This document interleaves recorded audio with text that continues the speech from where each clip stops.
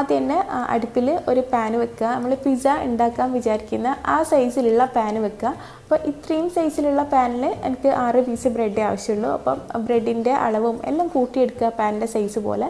എന്നിട്ട് അതിലേക്ക് കുറച്ച് ഓയിൽ ഒഴിക്കുക, ഒരു ടേബിൾ സ്പൂണോളം ഓയിൽ ഒഴിക്കുക. എന്നിട്ട് ഈ നമ്മളുണ്ടാക്കി ബേസ് അതിലേക്ക് ഇട്ട് കൊടുത്തിട്ട് നിരത്തിയിട്ട് ഒരു എന്താ പറയുക, എല്ലാവരുടെയും ഒരുപോലെ നിരത്തിയിട്ട് ഒരു പിസ്സ ബേസ് പോലെ ആക്കിയെടുക്കുക.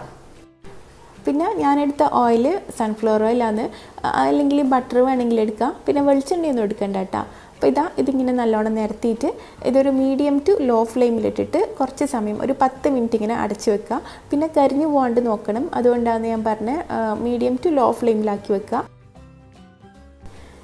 ഇനിയിപ്പോൾ അത് അടിഞ്ഞ് റെഡിയാകുന്ന സമയം കൊണ്ട് അതിൻ്റെ ടോപ്പിങ്സിലേക്ക് വേണ്ടിയിട്ട് കുറച്ച് വെജിറ്റബിൾസ് കട്ടാക്കി വെക്കുക. അപ്പോൾ ഞാനിവിടെ എടുത്തിന് ഒരു തക്കാളി. അപ്പോൾ തക്കാളി ഒന്ന് മൊത്തത്തിൽ വേണ്ട കേട്ടോ, ഞാനിപ്പോൾ കുറച്ച് കട്ടാക്കുന്നുള്ളൂ. പിന്നെ ചെറിയൊരു പീസ് ക്യാപ്സിക്കം,